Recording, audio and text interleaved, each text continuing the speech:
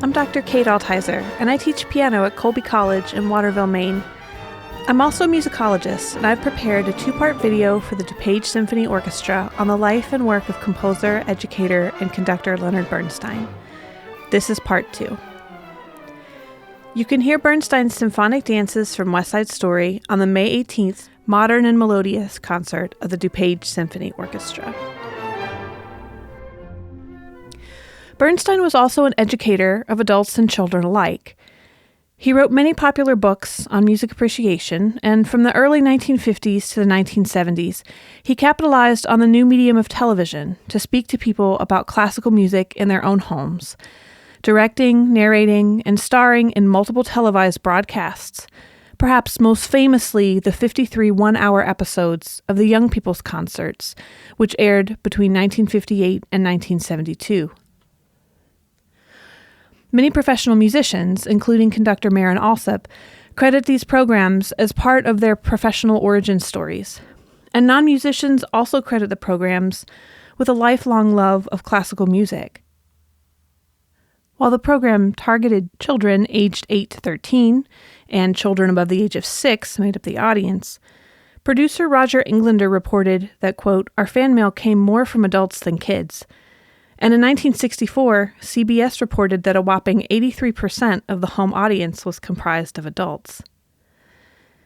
The videos continue to be widely viewed today. Each episode has roughly between 2,000 and 4,000 views on YouTube, though some have as many as 50,000, on topics ranging from the meaning of music, discussions of American music, orchestration, humor in music, folk music styles in concert halls, unusual instruments, and more.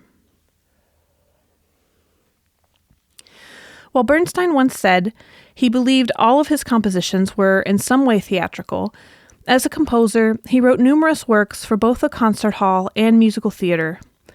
His concert music often features religious themes and biblical or liturgical texts, such as Symphony No. 1, Jeremiah, from 1943, his Symphony No. 3, Kaddish, 1961, and The Mass from 1971, and his works for musical theater, including On the Town from 1944, Candide from 1956, and West Side Story from 1957, are broadly appealing with their blend of multiple vernacular and classical styles.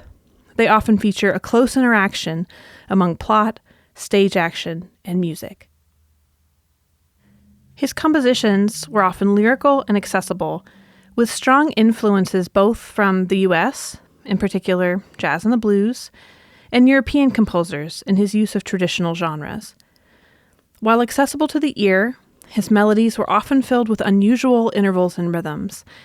Tune into the concert video about the symphonic dances from West Side Story for more about his compositional sounds. After a full and varied life, Bernstein died in New York City in October of 1990. As the years progress, it'll be hard to say which element of his legacy will endure the strongest.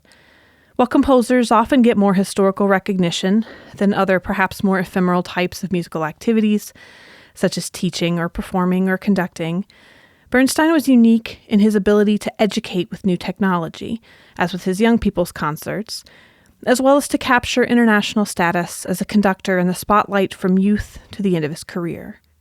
He is also known for his leftist politics, encountering accusations and difficulties during the McCarthy era, likely due not only to his support of leftist activities, but also because of his queer identity. His legacy also lives on through the work of his family. Bernstein married Costa Rican actress Felicia Montalegre in 1951, a complicated relationship explored in the recent film Maestro, and their 3 children remain active in maintaining his legacy, in music education through the Leonard Bernstein Center for Artful Learning, as well as in history making by maintaining Bernstein archives and traveling to speak about him. Be sure to join the DuPage Symphony Orchestra for their May 18th concert, Modern and Melodious, which will feature an exciting performance of Bernstein's symphonic dances from West Side Story.